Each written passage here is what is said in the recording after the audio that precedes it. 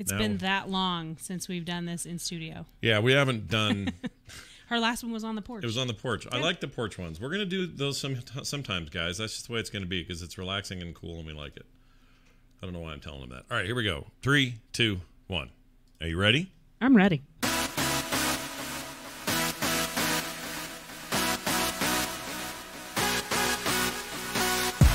Hello, everybody, and welcome back to the Skim Show. It's Scott and Kim. I'm Scott. And I'm Kim. And we're back here talking on mics and doing the thing. So the last couple shows were on a little portable deal on the porch, and we had a lot of wind.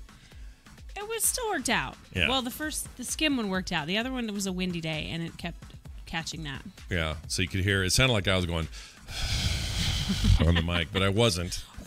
It was it's like that. It was the wind.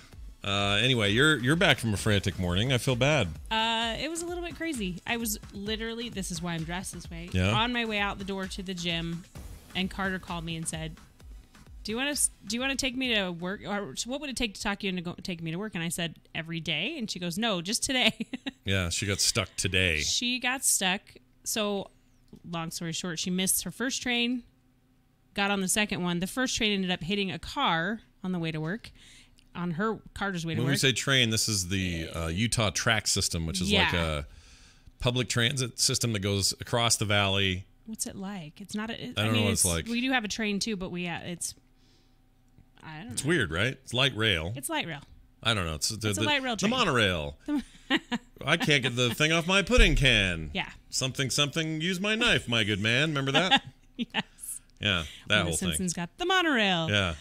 So she got stuck at a train station in a queue of about 150 to 200 people waiting for a bus bridge, they call it. So the bus to take you to the next station, which then you can get back on the train and go to work. Yeah. Which was going to be a couple of hours at least. So I picked her up and took her to breakfast and then took her to work. And everything went fine. But you made it here with 2 minutes to spare. With 2 minutes to spare. And washed my car after that. That's bananas. Yeah. I'm pretty impressed. But so when I got the show all going, I had it all going. There was supposed to be some music at the top. It didn't do it. I don't know why. Yeah, you had time to call me to say, did you forget? I'm like, no, I'll be there on time. I went upstairs and I'm like, the car's not here. She's not here. That's weird. That's weird. So what happened? Oh, okay. And I was afraid I was going to have to cancel, but no, you're here. Yeah, everything's good. And we're coming off of a kind of crazy weekend. We hosted a family reunion, did a lot of it here at the house and the surrounding area. We went to the pool here with, what? That's why I'm so sunburned. 18 extra people? Yeah, we had 18. Well, it was closer to 30. Extra people. I'm trying to think how many people I had to buy guest passes for. Oh, right. But some of them didn't swim. Yeah, a lot of people didn't John swim. Didn't swim. It's the end of summer, so there was a lot of other stuff going around the community that we'd forgotten about, like all those fireworks and the concert.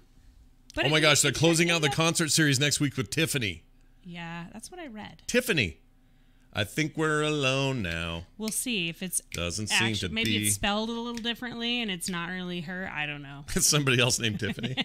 Well, they do a lot of cover bands. Oh yeah, that's true. It could be a Tiffany cover artist. Correct. But it didn't say. Usually it'll say this name and the cover band, and so this cover. So I don't know. They do Beatles cover bands where they come and they sound, look, and they basically look like Sgt. Pepper's Lonely Hearts Club Band. Pretty great. Band all dressed up like a bunch of that, and then they sound just like the Beatles. But from the same era, we did get the actual Jets playing. Oh yeah, this summer here. The Jets. The Jets played. Do everyone remember I got the Jets? a crush on you. Yeah, that one. I don't know how it goes. And then we did also I want you to keep singing though. We also got Berlin. Berlin was there. Remember that? Yeah. Yeah, yep. Berlin. It's kind of a small community theatery thing. I'm surprised we get anybody. So the fact that we get even washed up bands is pretty cool. Yeah. And the cover bands are always good. The Beach Boys guys, they were awesome. They rock it every year. Yeah. They come every year, don't they? Or all the years we've been here. So anyway, point is, what's the point? Did I have a point? That was on Saturday night. Oh yeah, that all went great. All of the family reunion stuff. Now I went to great lengths on TMS today to tell the story about John and the uterus thing. Were you there for that? No. Oh, you missed that. Oh, I must have. Oh, I'll tell you the story then. Okay. Oh, you were right next to me, weren't you? I don't remember a uterus anything. Well, we were all just getting set up, and Taylor was getting everybody in position for photos. No, I wasn't standing next to you. I had the baby, and I was keeping him happy until the photo session started. You were on baby duty. Yeah. So anyway, the way it went down, I'll just tell you real quick. And some people may not listen to TMS and hear this. I don't know. But John and Mom were down in front of me. And I said to Mom, because it occurred to me, wow, look at this big family here. This is a huge photo. Yeah, it was like 30 people in the photo. No, it was big. And I said to her, Mom, is it weird to think that most of these people standing here don't exist without all spawning from your uterus? Oh, honey. It's just a thing to say. To your mother? To my mother. And she laughed. She laughs at my dumb jokes. She knows you. But John goes, she has her, or no, I made this comment. I said, now you don't have that uterus anymore. We don't have proof or whatever, because she had a hysterectomy years and years ago. Yeah. And I knew that. This is already getting to be a weird conversation with your mom. It was totally weird. Anyway, other people are there. Mark's laughing. Everyone's there. And John goes, she has her uterus still. I said, I don't think that's true, John. And Mom goes, I don't have my uterus. I had my... And she was trying to explain, and he goes, whatever. You guys are insane. Of course she has her uterus. Her uterus is still there. She has a uterus. She kept saying it over and over. And I was like, I don't think he knows what a uterus is. No, because I know she's 81 now and does not have a uterus. Well, then you'll be thrilled to know that my response was, John, I think you think a vagina as a uterus. You missed all that. I did miss all of that. Bummer. That's a bummer. I was having a lot of fun with the baby. I kept setting him down on the grass. Oops.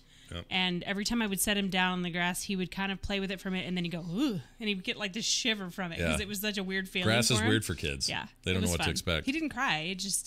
He was just like, ooh. I remember as a kid, you knew you played really hard and had a good afternoon in the sun and stuff with your friends if you rolled around a bunch in the grass, and then when you came home, you itched from the grass. And you smell like wet dog. Yeah.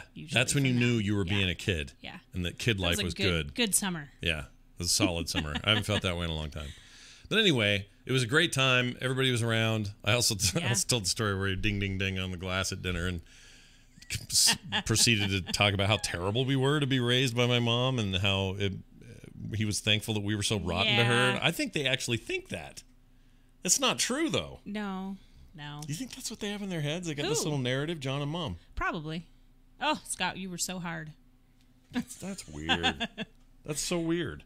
It's fine. It's not something we'll ever do. I know, and they're in their 80s. And what do you expect? We're never going to say to our children, "You were so terrible. I'm so glad you're so good now." Like we'll never do that. They were great. They were great, and the older you get, the more you'd say to them stuff like that. So it's fine. It's fine. It was a lot of fun. We went. Yeah. We had lunch here. I cooked for everyone, and then Kim made tacos. I did a taco bar, and it was really yum. It had really good. Do we have any more of that? Taylor made her salsa. Are we out of that? We still have some. Okay. Taylor made her homemade salsa for it, and it was so good. And then we all went to dinner at a really nice restaurant, just the 30 and up. 30s and up. We keep saying the kids, but more than half of them are over 18. It was the first generation of my mother's kids and their spouses. Yeah. And Wendy didn't have her husband here because he had to be home for work stuff.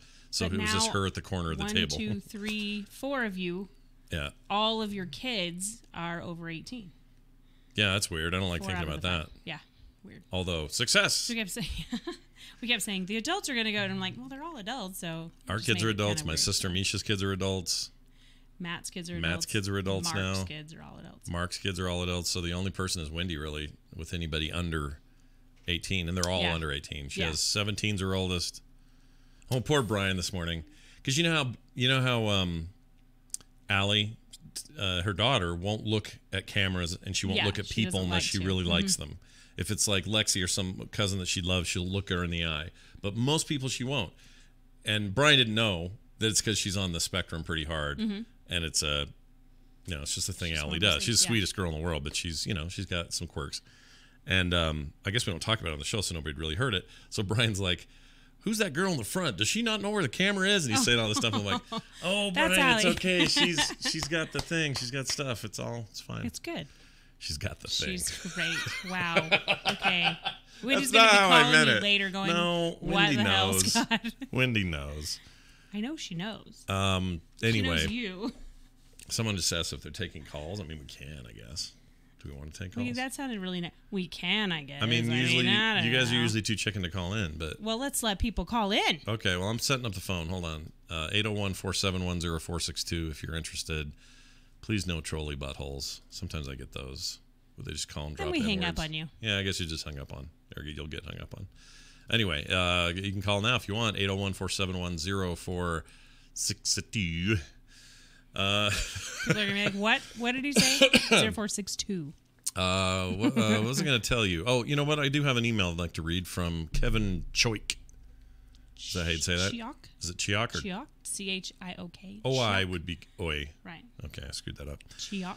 His subject is Pinterest is awesome. We're back to the whole Pinterest is great thing, and Scott's wrong. Pinterest is great, and Scott is wrong. Lady Internet.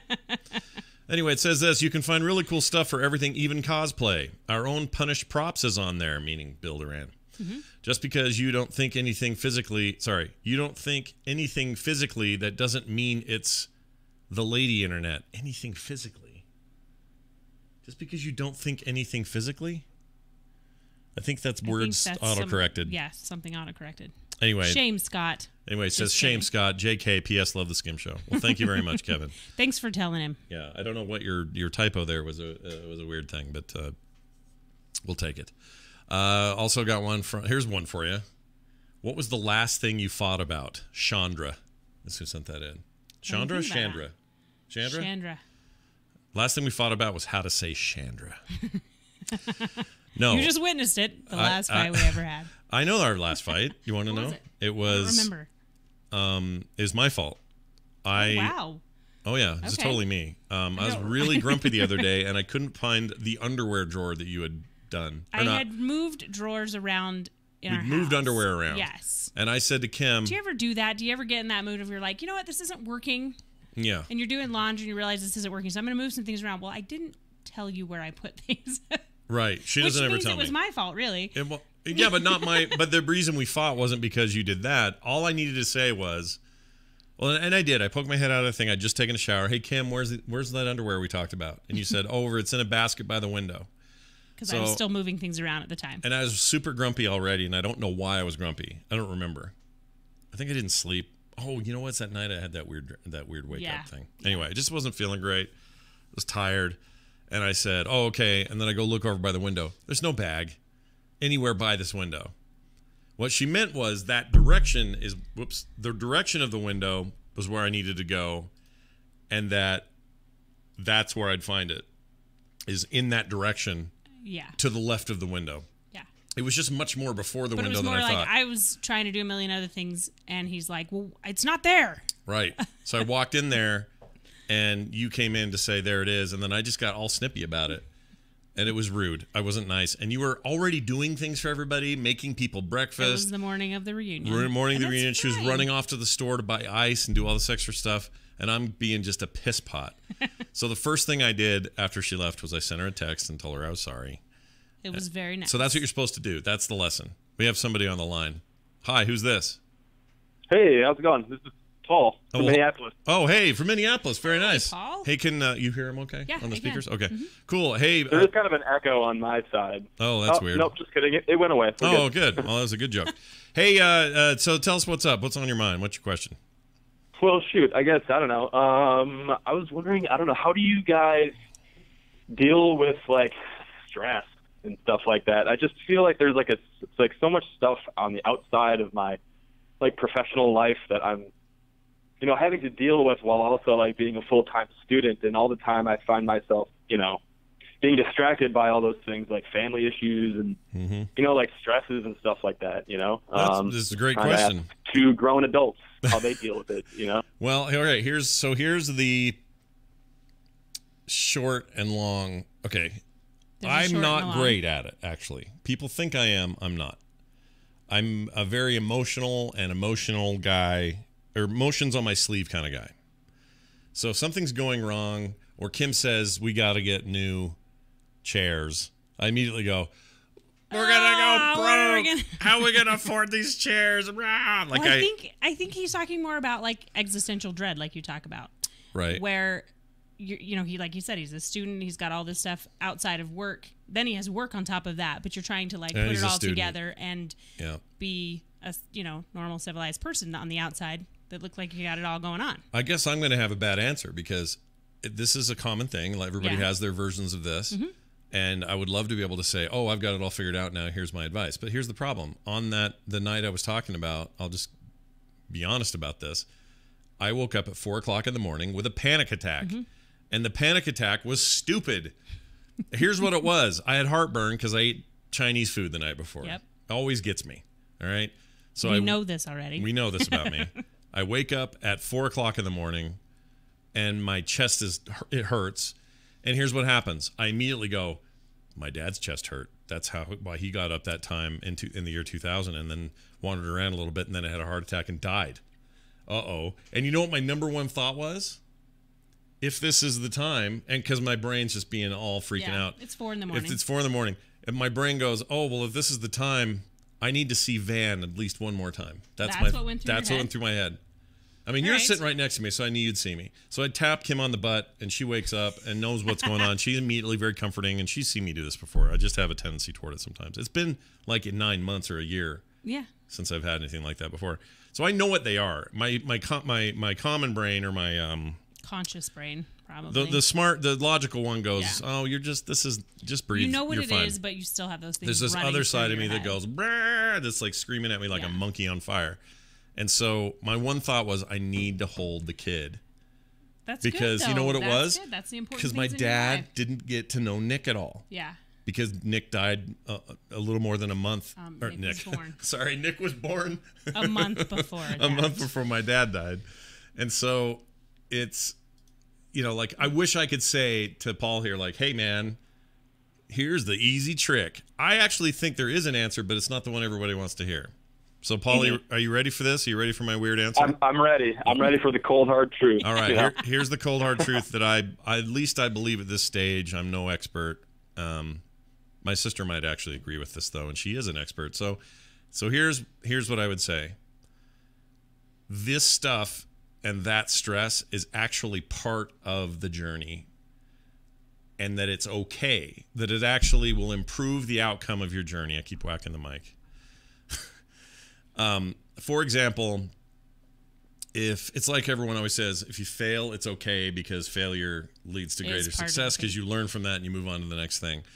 That there is no utopian moment of, I have solved it all and now I'm completely content and there's no stress left. And there's none left at all. I don't think we ever actually get there because it's just not what human beings do. So instead what you do is you try to minimize it. You breathe. You do lots of cool breathing exercises, get exercise, try not to, do crappy habits. And when you do, don't be too hard on yourself. Just try to do better the next day.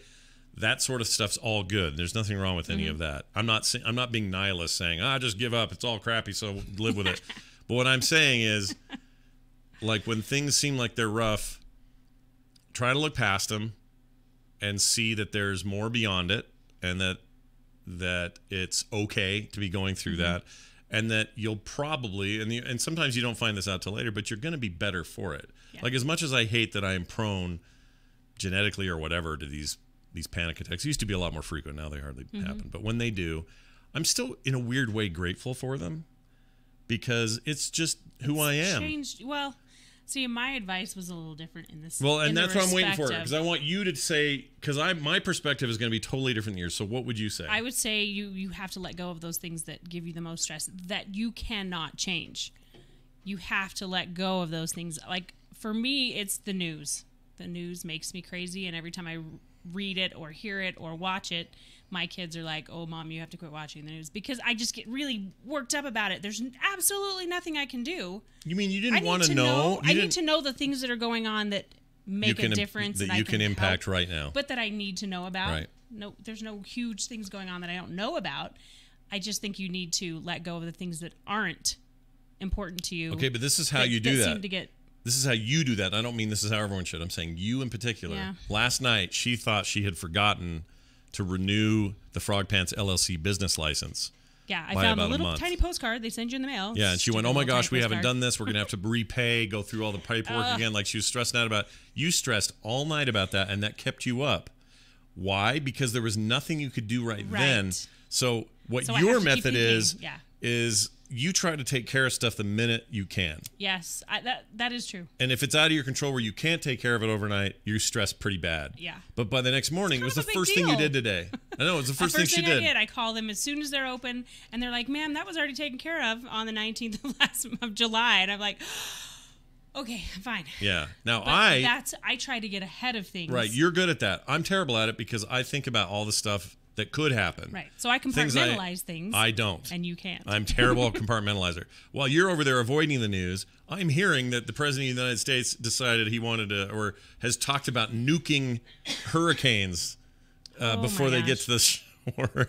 All right. So I'm hearing things like that. You didn't need to know that. No. I don't need to know that either, but yet somehow I know it. Is any of this helpful, Paul, or do you feel like we've just sent you down a weird hole?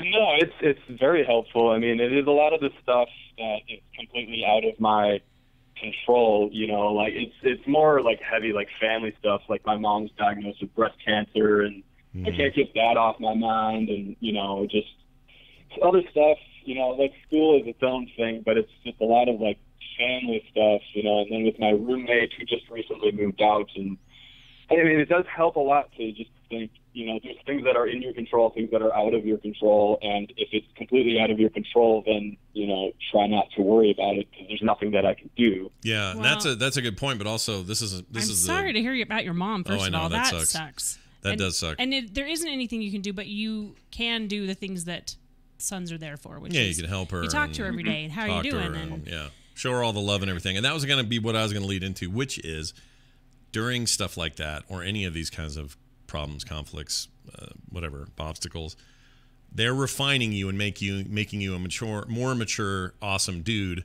And these things will reflect on your character. But it's important during all of that to be close to those who actually really care about you. Mm-hmm. Somebody used to tell me 10% of the people in the world. I talk with my hands. I know you do. You're slapping the keyboard, though. Stop it. 10% of the people you meet in this world are going to hate your guts no matter what you do. Mm-hmm. And 10% of the people you ever meet are going to love you no matter what you do. It's the other 80 that just don't care. Just don't care. You have to be in that 80% for the people that aren't in your 10%. Yeah, so you gotta get to find to a place where you're okay with that, and then surround yourself with the people that truly care about you, that you truly care about, and they'll act as a buffer for all of this. Like all of this is easier than it would be. Like when my dad died, I would have been a mess if I wasn't married to Kim.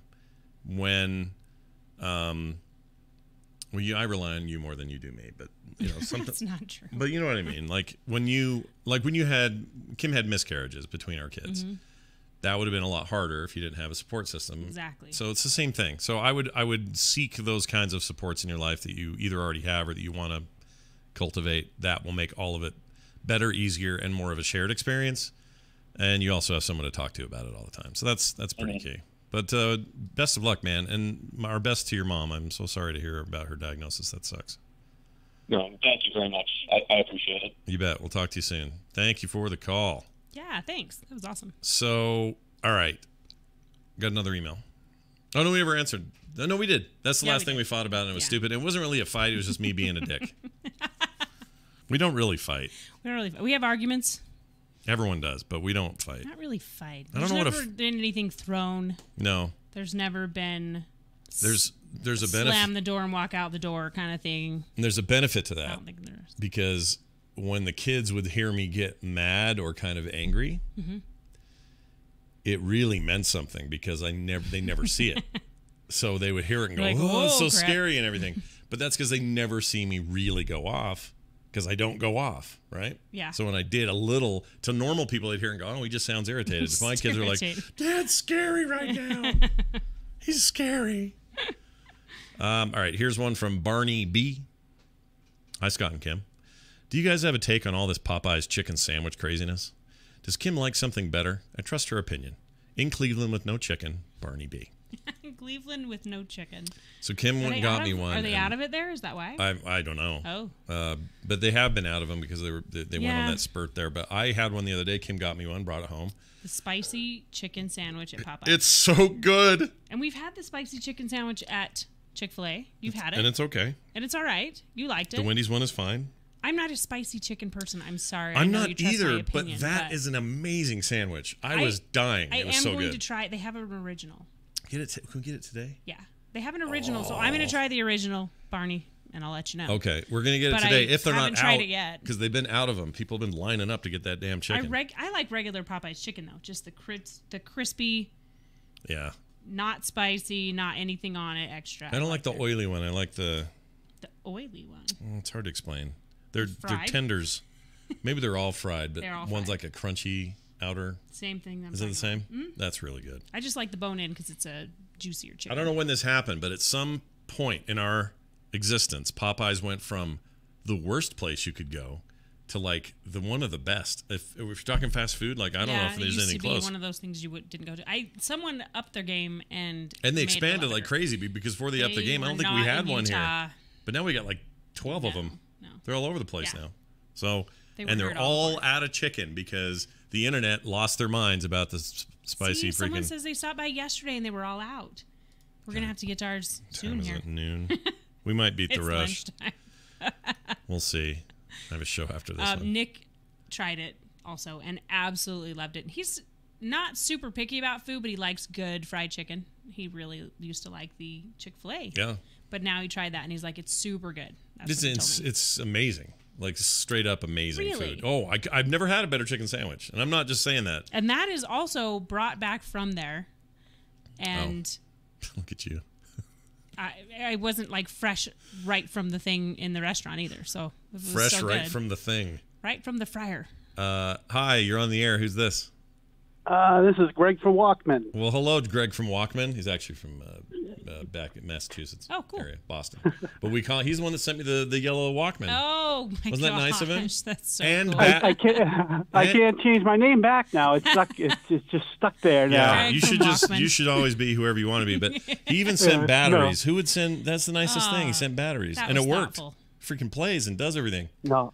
It's those little things. Batteries, that's like a huge little touch that when someone does that for me, I'm like, that like blows my mind. Right. It's a nice little touch, isn't it? Well, what's going on, man? What's your question today? Well, I think today is probably the last day I can listen live for a while because school starts up tomorrow. Oh. And so I wanted to call in and just thank you guys for making my summer real smooth, a lot smoother than it could have been.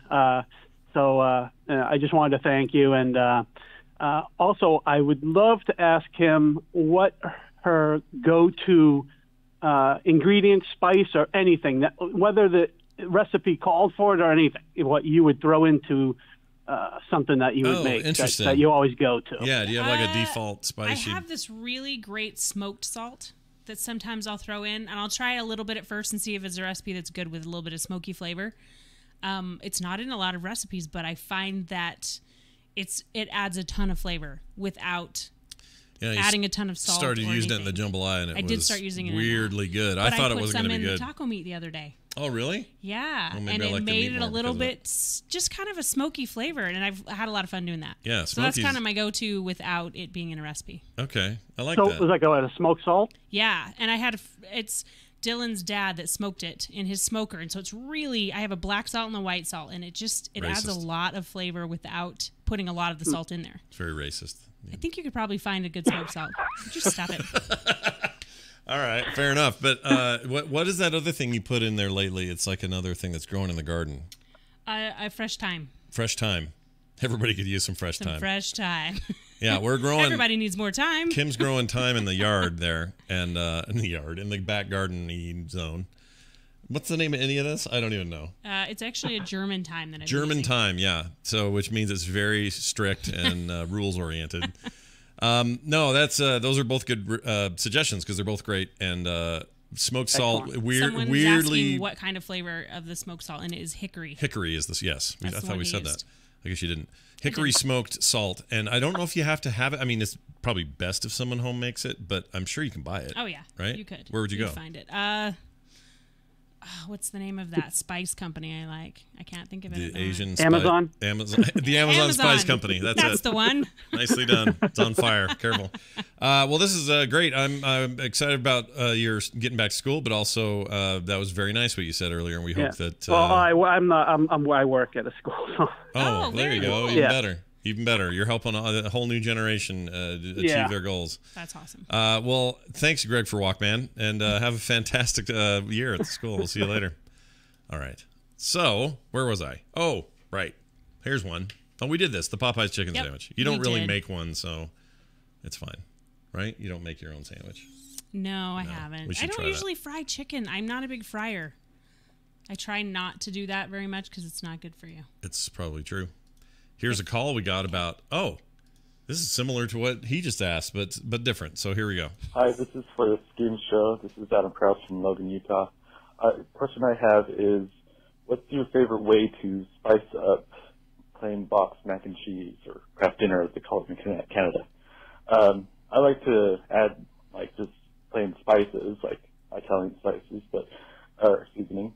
And I also like to add hot dogs to it. But what else would you guys do? Thanks. All right, I'm a big fan of hot dogs and the mac and cheese. But we should talk about your ramen you made the other day. Which is the same thing you can do to mac and cheese. So good. So I grilled up some, or sautéed up some pork chops. Yeah. Boneless pork chops. Did really thin slices, fried them up really good in the pan. And then I added kimchi, which I don't know if a lot of people like kimchi. I do. Scott does. I love kimchi. I think our kids do. In mixed in they do. They don't like to eat it by itself. They don't like. Scott will just eat it right I'll out of the jar. just eat it, dude. I don't care. I love it. But my sister-in-law makes a fantastic kimchi. She makes her own kimchi. She needs to bring us some more. She keeps cabbage in her armpits, and then about a week later, it's ready to roll. So I would say go with anything you really like that's different. The other day, I actually made ramen, and like I said, it works the same on mac and cheese. I chopped up red bell pepper and sugar snap peas into small pieces, and I fried them up in a pan just in a little bit of oil and salt and pepper, and threw that on top of mac and cheese. Yep. For Carter, same time we were having ramen. Fantastic. Just a little bit of something else in there. Crunchy. Yeah. Crunchy is good, and the snap peas are perfect for that. Hopefully your hot dogs aren't crunchy, so that's good for that. Yeah. I love it when you take something basic like that. Like when she's saying the ramen, we're not doing special noodles. These are just out of the freaking crappy home ramen Although packet. I will say, I don't ever forget to add. I do hoisin and soy sauce in my water for my ramen packets. Yeah. Before I put the seasoning and all that in there. Really good. It makes the noodles taste like that. Hoisin sauce. Hoisin. It's a weird name.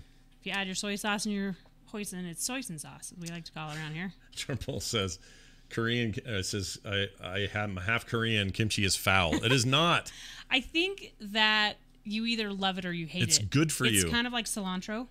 I guess so. You love it. I mean, when I was a kid, and my brother Matt, who's Korean, and would bring into the house, he'd go to the Oriental Market. They called it that then. It's not just me. It's Asian Market now, but they called it Oriental. It was literally on the title of the store, Oriental Market. Anyway, you'd go in there. He'd bring home kimchi and dried squid and all this other stuff. And at the time, I was like, everything you eat stinks, Matt. All of it smells bad. Well, that's usually because Matt smelled like it, too. He did. He carried it with him. He sweated it. He was sweating it out of his pores. But for whatever reason, the last few years, kimchi all day, man. I could just do it now. Right now, it sounds really good. I'd put it on that chicken sandwich if I could. That would be awesome. What's to stop me?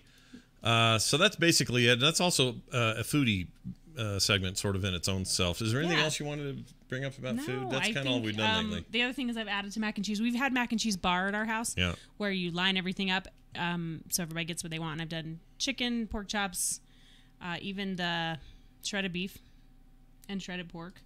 Those are all good on there. And then vegetables, I would say roasted cauliflower and broccoli. Those all sound That is really good on mac and cheese. So, you're ringing my bell. You're singing my song. I think that's going to do it for us, everybody. Don't forget, if you like what we do here and you want to go, hey, how do I support this kind of stuff? There's a great place to already do that.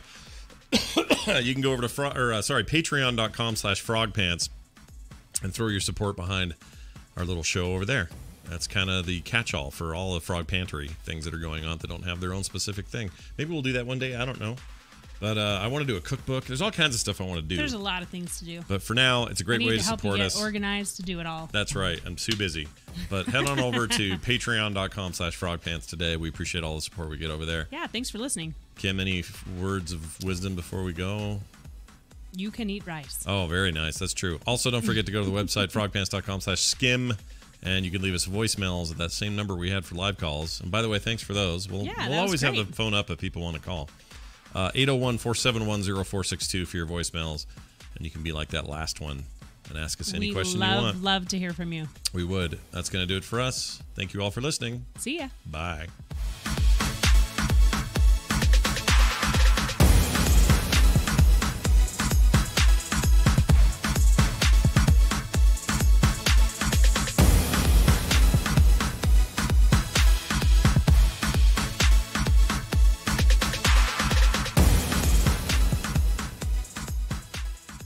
This show is part of the Frog Pants Network. Frog Pants Network. Get more shows like this at frogpants.com.